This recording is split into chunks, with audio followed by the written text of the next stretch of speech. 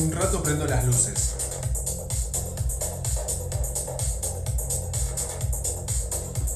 Estoy probando el sonido primero.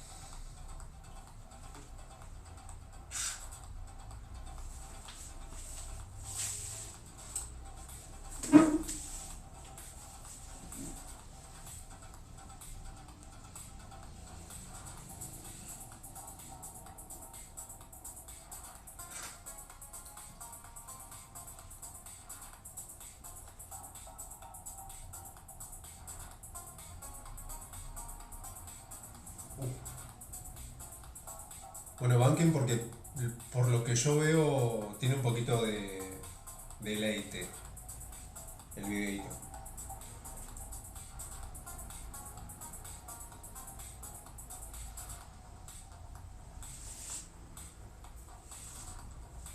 Bueno, acá estoy.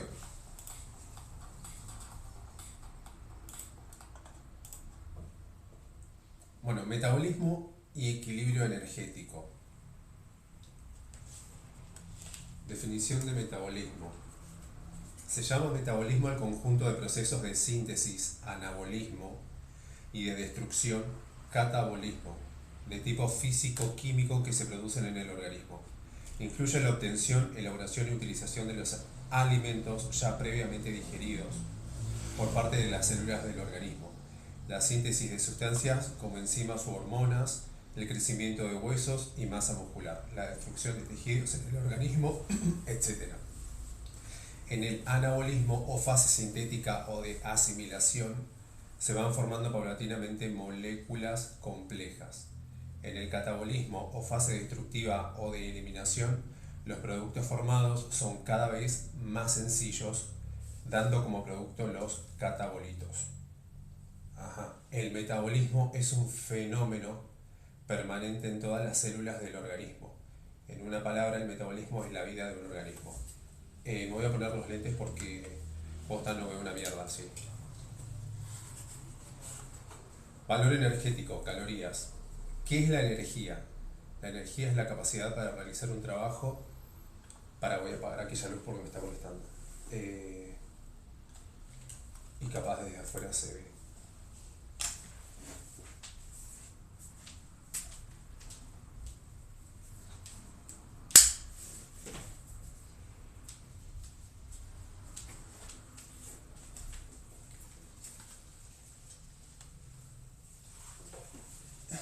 Y no quiero entrar en paranoia porque nada que ver.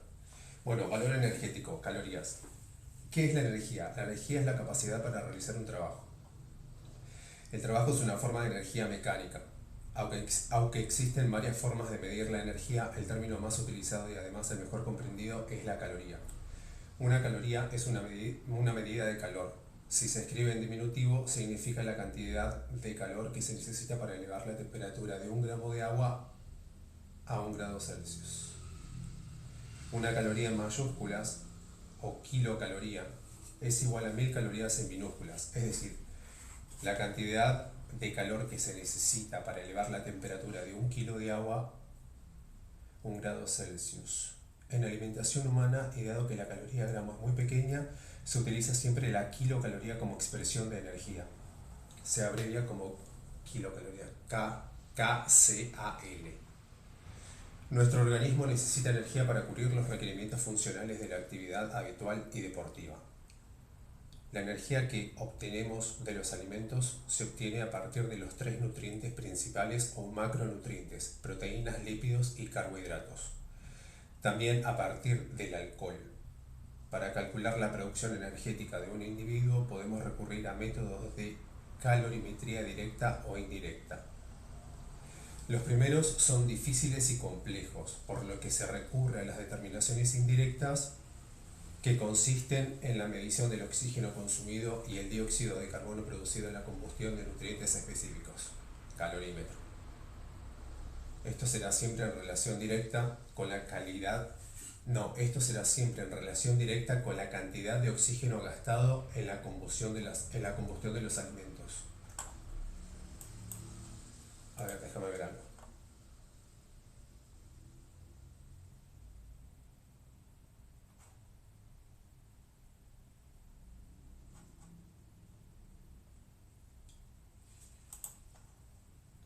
Mediante el uso de un calorímetro se ha podido determinar el contenido de energía de los macronutrientes.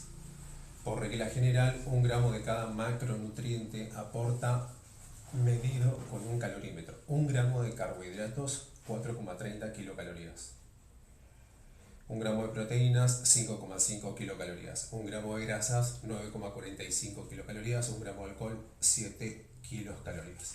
Sin embargo, los seres humanos no obtienen toda esa energía de los alimentos, ya que no somos tan eficaces como un calorímetro.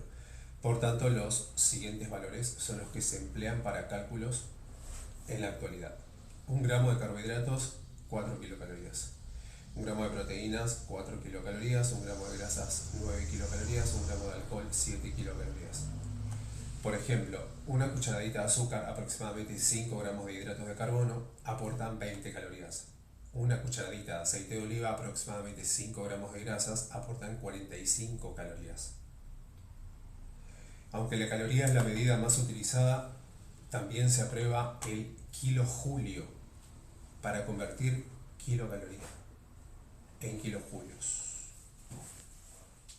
Y esta es la fórmula.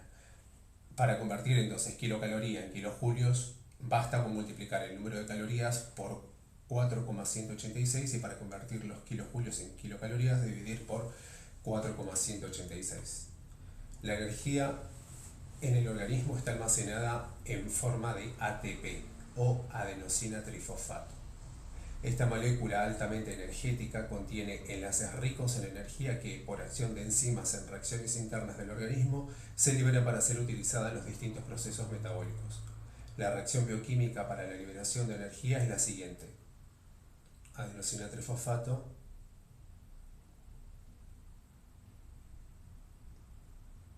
bueno, y está la fórmula acá: ADP más P, energía. Bueno, también se puede almacenar la energía en forma de fosfocreatina, FC, la abreviación. Bueno, vos lees, esta molécula de por sí no libera energía, pero sí puede convertirse en adenosina trifosfato, ATP. Las reservas de ATP se utilizan para las necesidades de energías rápidas y extremas que duran aproximadamente hasta 20 segundos. A partir de 20 segundos se utiliza la vía anaeróbica láctica, y en ejercicios superiores a 50 segundos se utiliza la vía aerobia. La vía aerobia, tal y como muestra el siguiente cuadro, que es lo mismo, la misma comparación de segundos que repetí recién. Vías para liberar energía. Hasta 20 segundos de duración de esfuerzo, vías anaeróbica no láctica, a partir del metabolismo del adenosintrifosfato. A partir del metabolismo del adenosintrifosfato, ATP y fosfocreatina en formación de ácido láctico. La duración del esfuerzo de 20 a 50 segundos, vía anaeróbica láctica con formación de ácido láctico y bajada del pH sanguíneo, aumenta la acidez. Y la duración del esfuerzo mayor de 50 segundos, vía aerobia con intercambio de oxígeno, carbohidratos y grasas. Estas últimas especialmente en esfuerzos superiores a 30 minutos. Me voy a tomar un mate. Sigue, gasto energético diario total o metabolismo total.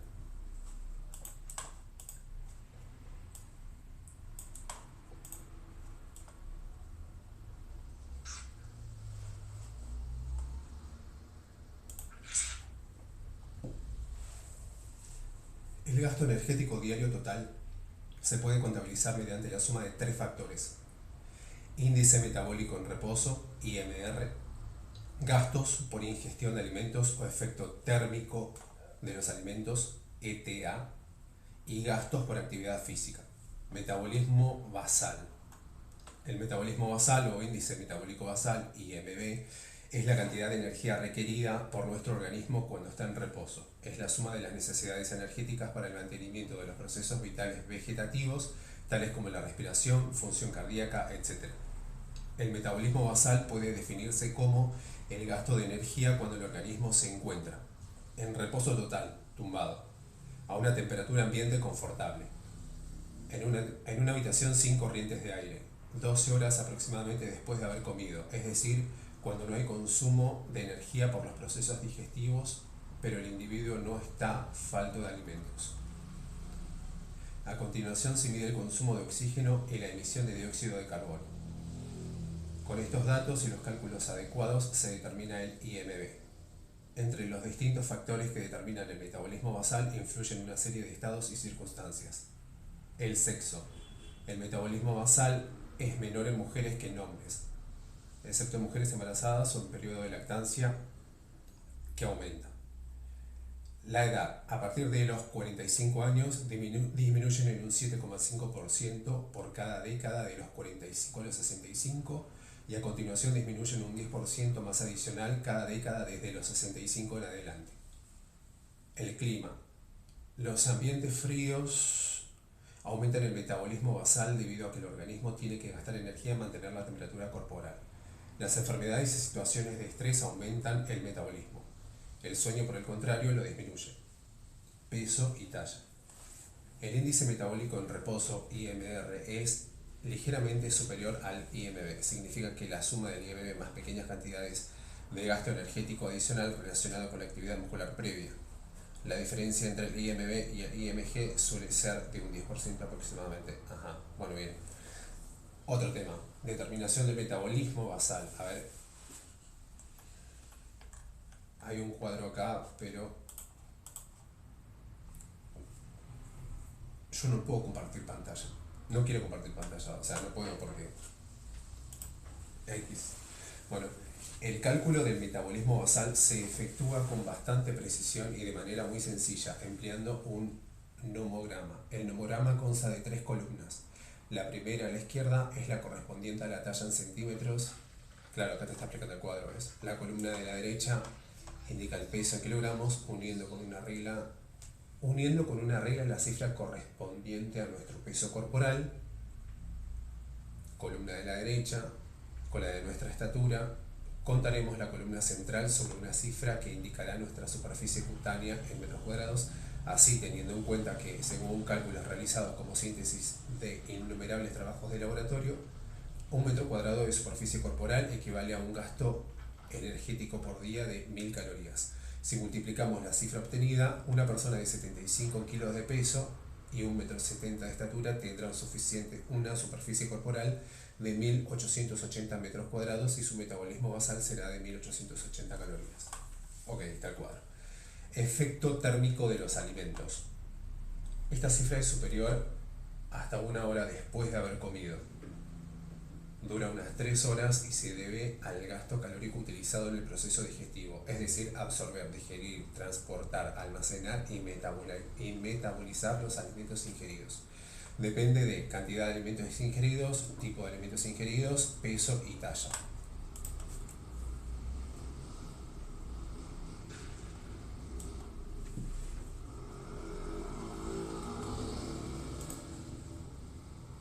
Gastos por actividad física. Con respecto a las necesidades energéticas en el metabolismo de esfuerzo, debemos considerar que el gasto calórico promedio por hora de entrenamiento en atletismo puede establecerse sobre 500 kilocalorías por hora. Si bien la capacidad para incrementar el gasto calórico y por tanto su rendimiento aumenta en función del nivel deportivo del atleta al hacerse mayor su capacidad de absorción máxima de oxígeno, y puede llegar a las 800 kilocalorías por hora de entrenamiento, incluso a las 1200 kilocalorías por hora de competición. El cuadro siguiente incluye varias cifras de referencia. Consumo calórico por hora.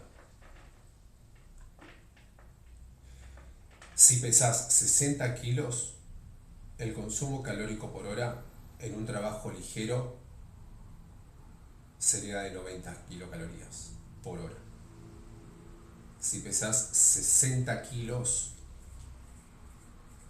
y tu consumo calórico por hora en un trabajo mediano sería de 130 kilocalorías. Claro, o sea que mientras más pesado sea el consumo calórico por hora, según tu peso corporal, más kilocalorías.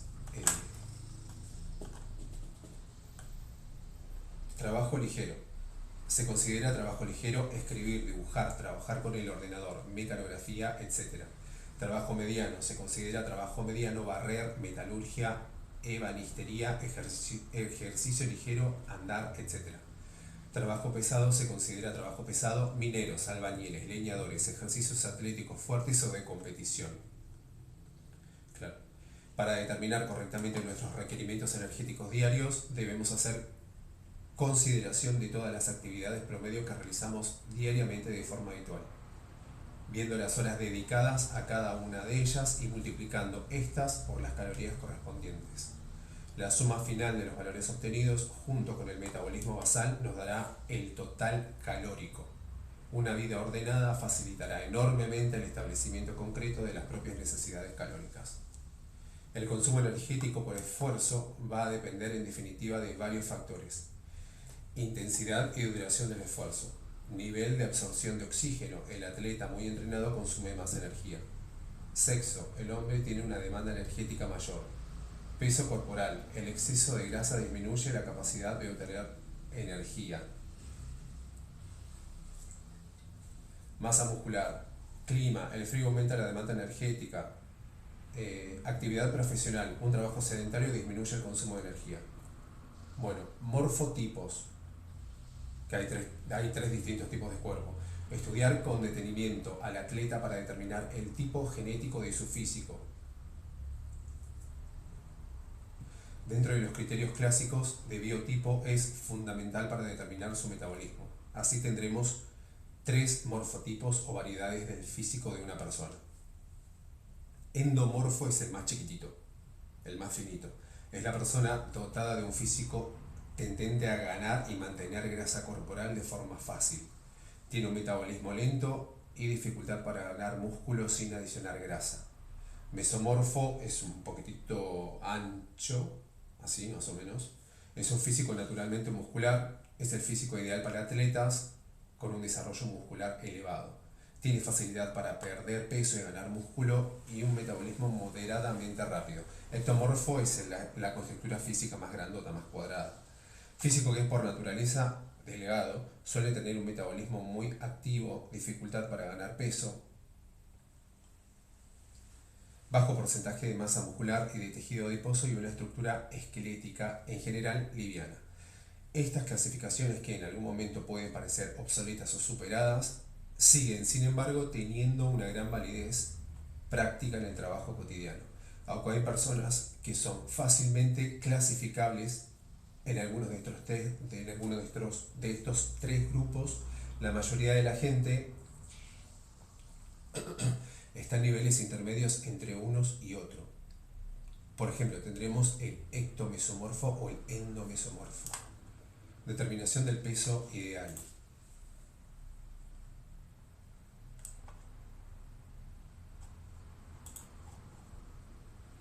La definición de peso ideal es algo muy subjetivo, depende de muchas cosas: estética, salud, tipo de deporte, gustos, etc. No hay ningún argumento que lo decida, aunque en función de cada caso específico hay una serie de pautas que lo determinan, sobre todo el atletas. Conseguir el peso ideal es algo que tiene mucho que ver con el aspecto psicológico, sobre todo por ese deseo inherente al ser humano de gustarse a sí mismo y a los demás. También tiene mucha relación con el rendimiento deportivo, ya que para todos es sabido que lo que normalmente entendemos por gordo se aleja mucho de un entendimiento óptimo en el entrenamiento o competición. Se ha hablado mucho y desde hace mucho tiempo de la forma de determinar el peso ideal. Antiguamente solo se tomaba en cuenta los datos de talla y peso, pero ahora estas relaciones talla-peso han quedado obsoletas y así vemos cómo el peso corporal de los deportistas, especialmente en deportes de fuerza, supera ampliamente el concepto clásico de que el peso idóneo equivaldría a un peso en kilo, igual a los centímetros de estatura sobre el metro. Fórmula de Broca: estatura en centímetros menos 100 es igual al peso en kilo. Por ejemplo, para un individuo que mide 1,72 m tendría que pesar 72 kilos.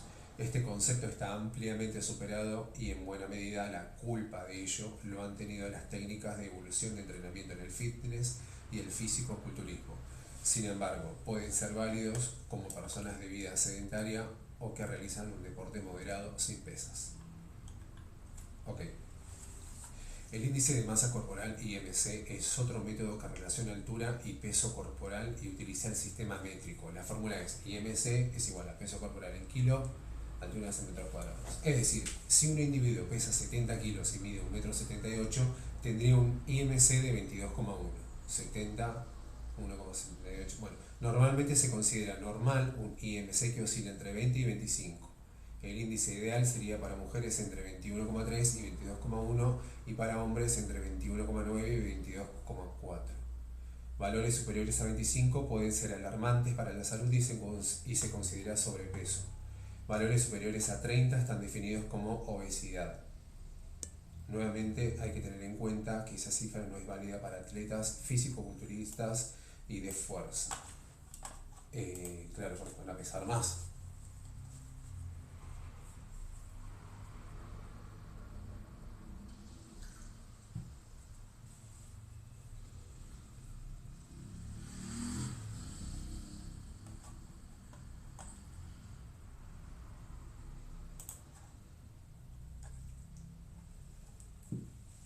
Limitaciones de las determinaciones antiguas de peso ideal y de índice de masa corporal. Estas dos maneras de... No voy a sacar esto porque no quiero escuchar más música. Estas dos maneras de determinación están basadas en medidas obtenidas en grandes masas de población y realizadas a través de estadísticas. No toman en cuenta factores tales como edad, a medida que envejecemos el peso aumenta; sexo, los hombres tienen mayor peso que las mujeres; si la persona es sedentaria o activa; tipo de deporte practicado, composición corporal, raza, etc. Dos personas del mismo peso y altura pueden ser totalmente diferentes hasta el punto de que una de ellas sea obesa, sedentaria y la otra atleta musculado, o uno ser hombre y la otra mujer, etc. Debemos, pues, referirnos a un concepto más específico que idealmente sería el peso muscular, o de forma más sencilla como contraposición al panículo adiposo. Vamos a hablar primero de la composición corporal para aclarar conceptos. Composición corporal.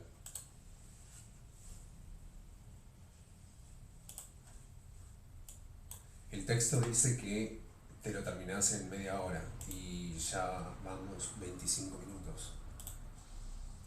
Quedarían 5 minutos más, a ver si terminamos antes, así ya lo subo y listo. Bueno, composición corporal. Voy a decir una cosa. Lo que estaba de fondo ayer era una mantita, no era una toalla. Y se puede ir poniendo cualquier otra cosa en el fondo, qué sé yo. A mí no me molesta. Yo me filmo acá como si fuera que estoy en un ciber buscando información. pero si quieren decorar con cositas atrás,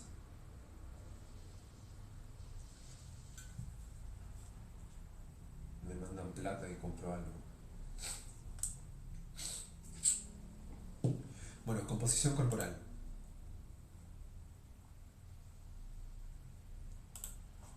El 96% de nuestro organismo está formado por la combinación de 4 elementos esenciales: carbono, hidrógeno, oxígeno y nitrógeno. Son la base de los carbohidratos, las grasas, las proteínas y el agua que ingerimos. El otro 4% son minerales: calcio, fósforo, flúor, hierro, potasio, sodio, etc. Una persona promedio que pesa 68 kilos tiene los siguientes porcentajes corporales: hidratos de carbono menos del 1%, proteínas 20%, grasas 15%, agua 60%, minerales 4%, o lo que sería lo mismo en kilos. Menos de 10,5 kilos de hidratos de carbono, 13 kilos de proteínas, 10 kilos y medio de grasa, 41 kilos de agua y 3 kilos de minerales. La composición corporal varía mucho de un individuo a otro en función de factores como la edad, el sexo, la actividad física, la dieta, la genética, la modalidad deportiva, etc. El total de la reserva de hidratos de carbono que se almacena en forma glucógeno corporal para un individuo promedio es de 300 a 400 gramos, de los que aproximadamente 100 gramos se almacenan en hígado y 300 gramos en músculo. Por ello son cantidades que no afectan en gran medida a la composición corporal.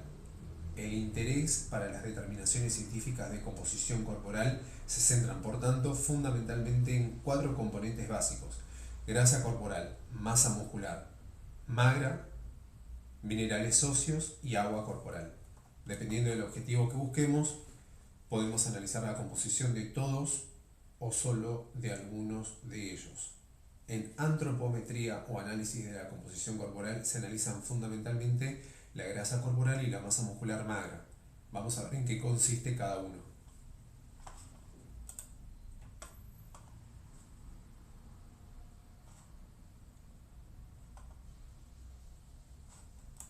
Grasa corporal. Se divide en grasa esencial y en grasa de reserva. La grasa esencial es aquella que necesitamos para que funcionen varias estructuras del organismo de forma habitual, como es el cerebro, médula ósea, tejido del corazón, sistema nervioso, en general membranas celulares, pulmones, etc. Representa aproximadamente el 3% del peso corporal en hombres y entre el 9 y el 12% en mujeres. La grasa de reserva es un depósito de energía en células llamadas adipocitos y forman el tejido adiposo. Las cantidades obviamente varían mucho de un individuo a otro. Parte de esta grasa rodea los órganos vitales, pero la mayoría está debajo de la piel y se llama grasa subcutánea. Masa muscular magra. Está formado principalmente por agua y proteínas y pequeñas cantidades de minerales e hidratos de carbono. El componente principal es el tejido muscular esquelético y en menor medida el tejido muscular cardíaco y visceral. También varía mucho de unos individuos a otros, claro. Ambos factores, masa muscular magra y grasa corporal, deben ser determinados de forma individualizada y a partir de la experiencia que obtenemos del rendimiento físico y los resultados deportivos. Sin embargo, podemos dar como referencia básica de panículo adiposo, la cifra máxima de entre 10 y 12% para el hombre y entre el 14 y el 16% para la mujer. Estas cifras de referencia pueden bajar respectivamente a un 4 o 5% en el hombre y a un 6 a un 7% en la mujer en periodo de competitivo. Si bien estos porcentajes van a provocar en muchos casos trastornos menstruales e incluso la aparición de amenorrea.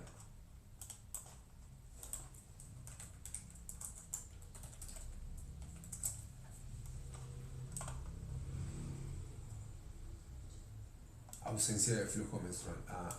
No sabía lo que era amenorrea. Ahí lo tenés. Bueno, pero se busca información y se estudia, chicos.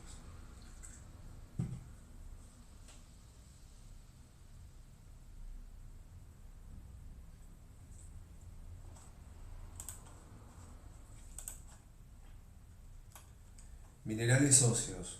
El esqueleto óseo está formado en un 50% por agua y otro 50% por minerales, sobre todo calcio y fósforo, y proteínas. Aporta generalmente entre el 12 y el 15% del peso corporal, aunque minerales solo aportarían entre el 3 y el 4% del peso. Agua corporal aporta aproximadamente el 60% de la composición corporal. Estas cantidades varían mucho con la edad, ya que un bebé tiene cantidades superiores al 73% y un anciano por debajo del 55%. Como veréis, hay una relación directa con el envejecimiento y la pérdida de agua. Un organismo correctamente hidratado es un organismo joven, mientras que un organismo deshidratado es un organismo envejecido. Hay que tomar mucha agua. Hay órganos que contienen cantidades bajas de agua como el tejido óseo y otros como la sangre son mayoritariamente agua en su composición. Relación de porcentajes de grasa corporal en hombres y mujeres de 18 a 30 años de edad.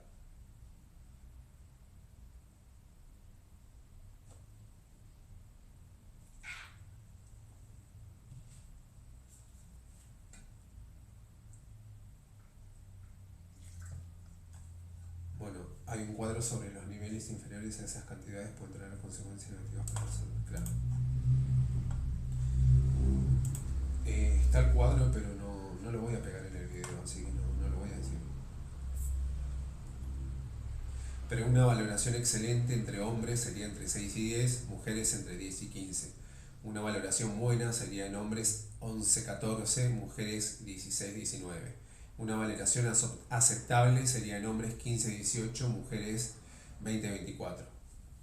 Una valoración sobrepeso en hombre 18-25, mujeres 25-30. Valoración obesidad, hombres más de 25, mujeres más de 30. Valoración mínimo 5-7, mujeres 5-7 hombres y mujeres entre 11 y 12. Bueno, lipocalibres. Ya terminamos. El cálculo del panículo adiposo puede realizarse por distintos medios de fácil uso, básicamente mediante el empleo de lipocalibres o por métodos más sofisticados, pero también de uso muy sencillo, mediante impedancia eléctrica. Hasta hace realmente pocos años resultaba casi imposible realizar una medición del porcentaje graso que fuese a la vez sencilla, precisa y barata.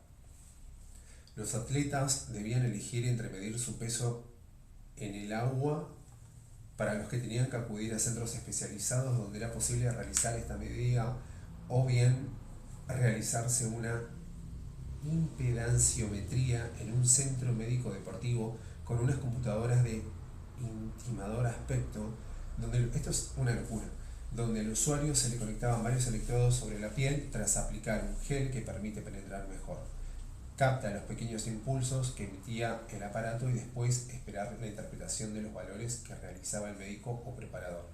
Ambos métodos, a pesar de ser fiables, no eran cómodos ni mucho menos baratos, claro que no, lo que resultaba imposible realizarlos a menudo. Esto tiene el inconveniente de que no se podía llevar un control exhaustivo durante la temporada o durante la dieta de control de peso.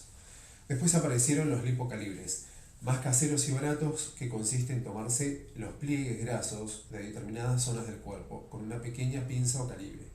Por supuesto, este método tiene el inconveniente de la imprecisión, pero es muy práctico para poder llevar un control más continuo.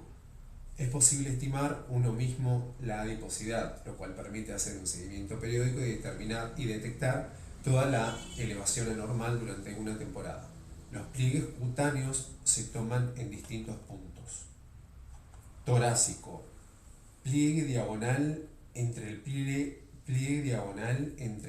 axilar y el pezón. Se utiliza un punto medio para los hombres y un tercio de la distancia de la axila para mujeres. Abdomen, pliegue vertical a unos 2,5 centímetros del ombligo. Pliegue suprailíaco, pliegue diagonal en ángulo de 45 grados por encima de la cresta ilíaca. Cresta ilíaca. ¿Qué es cresta ilíaca? Vamos a volver.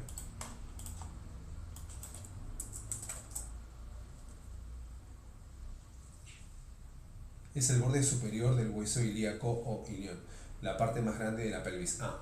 Se puede sentir fácilmente al colocar las manos en la cintura. Me duele todo, boludo. Ya que es la parte ósea curva que sobresale justo debajo de la piel. Su importancia radica en que sirve como punto de inserción para músculos, ligamentos y fascias, y también es un lugar de donación común para trasplantes de médula ósea.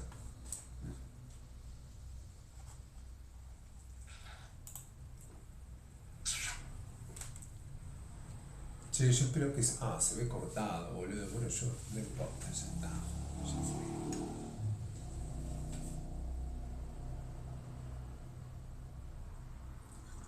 Quedan 3 minutitos más de lectura y... ya cierro esto.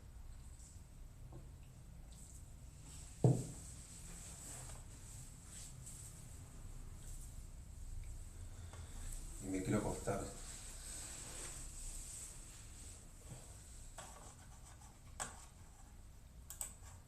Bueno, a ver.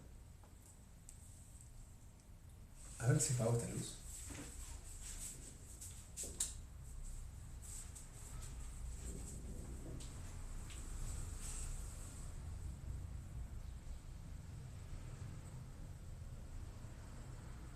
Che, me gusta así, Me gusta así, me gusta así.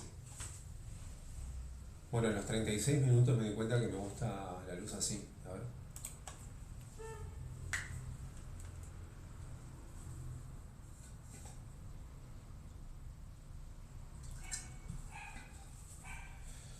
Bueno, mañana voy a ver si me corto el pelo. Mañana tengo que trabajar.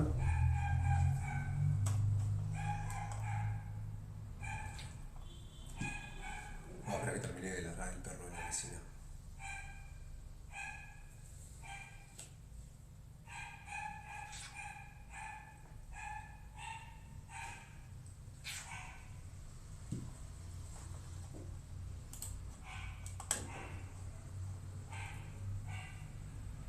Que dice, ves mi libro en nuestro.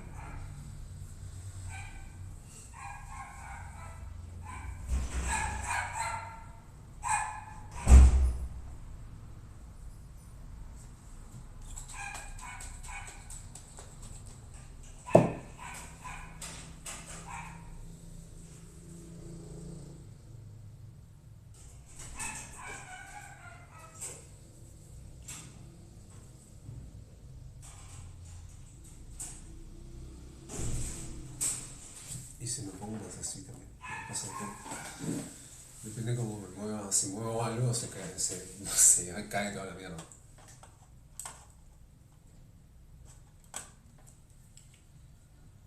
Bueno, vamos a terminar.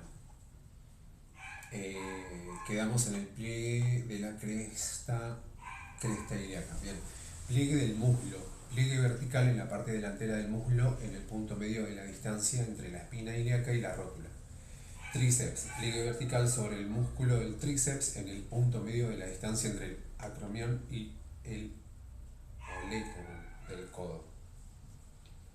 Subcutáneo escapular, por debajo del ángulo menor de la escápula, en ángulo de 45 grados con la columna vertebral. El cálculo del pliegue cutáneo del tejido adiposo se basa en la relación entre la grasa subcutánea bajo la piel y la grasa corporal total, el perro.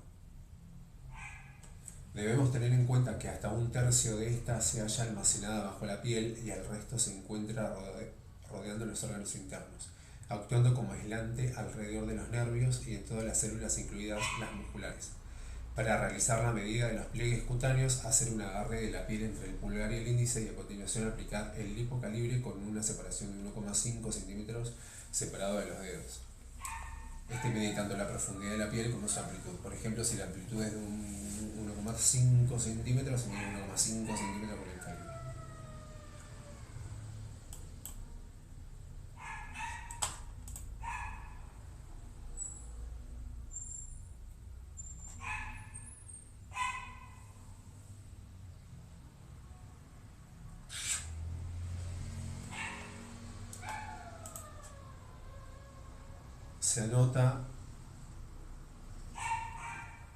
Se anota la medida, se repite la medición y se continúa hasta que éste sea consistente. Debemos emplear los pliegues cutáneos torácico, abdominal y del muslo en hombre y el tríceps muslo y suprailíaco en mujeres. Muchos de los pliegues cutáneos seleccionados proporcionan una buena estimación de la grasa corporal. Utilizar la siguiente tabla para calcular su porcentaje. Okay. Si no se puede conseguir un lipocalibre u otro sistema más preciso, simplemente se puede... Uy, ahora el vecino con la música, boludo. Y se va a escuchar, encima ese vecino que está en diagonal a mi casa, sí, o sea, escucha la música re fuerte como para que, para que llegue hasta el sonido. Pero bueno, a ver.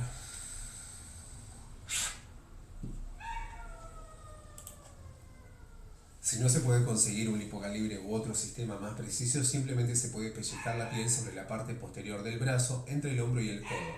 Si la anchura del pliegue, excluyendo el tejido muscular, excede los 10 milímetros, la grasa acumulada indica la necesidad de controlar el peso.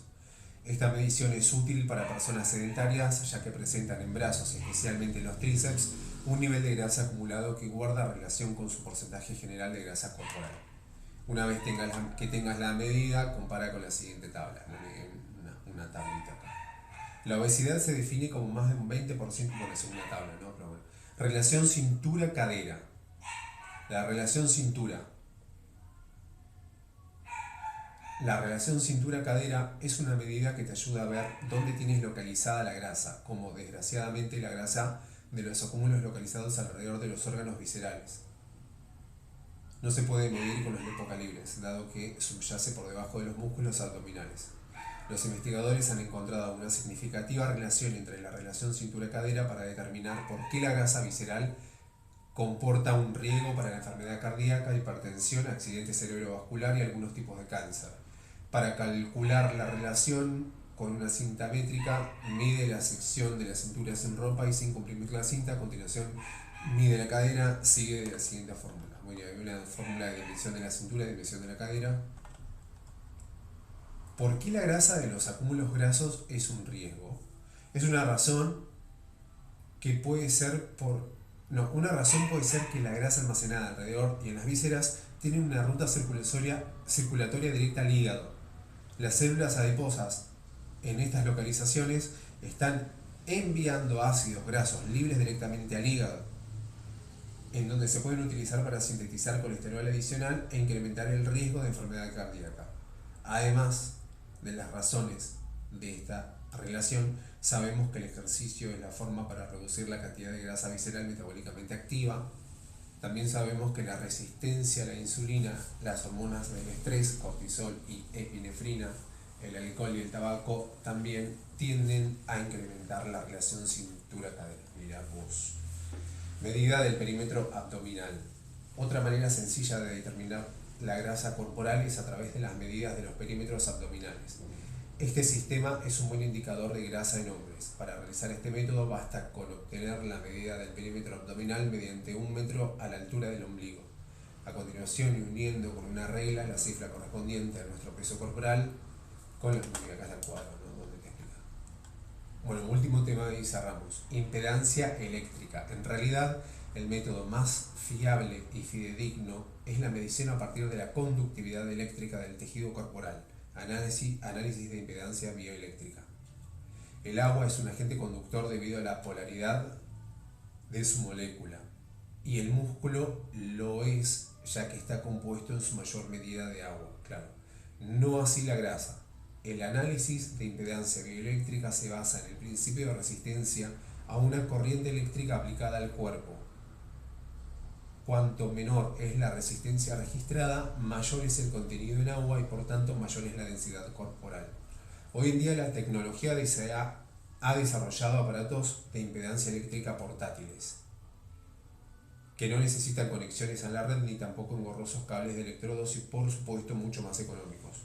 Otros métodos más sofisticados actualmente incluyen la interactancia por infrarrojos, la absorciometría por rayos X, etc. Listo, terminamos la clase. Decía 30 minutos de lectura total del PDF y llevamos 45 minutos. O sea, sí puede ser porque estuve media hora leyendo y 15 minutos boludeando con la música y la luz y todo ese ruido. Bueno, el próximo tema es los carbohidratos, que esto lo voy a hacer en otro video. Es bastante cortito, pero hay un par de cuadros ahí que tendría que medio resumirlos y pegarle obviamente una leída completa antes para no hacer cualquier cosa.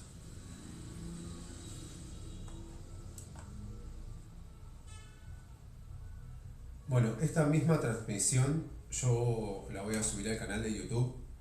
Ustedes pueden suscribirse al canal de YouTube, síganme en todas mis redes sociales. Volví a decir eso, chavo. No, pero también hago transmisiones en TikTok. En Instagram todavía no puedo hacer transmisiones en vivo porque necesito más de 1000 seguidores y tengo 900. Pero bueno, acá estoy en Twitch probando y viendo qué onda otra vez. Bueno, este video ya lo cierro acá, lo voy a subir en YouTube y bueno, va a estar ahí. El próximo video va a ser los carbohidratos. Y bueno, suscríbanse, vayan a escuchar mi música con un buen par de auriculares y nos vemos en el próximo video.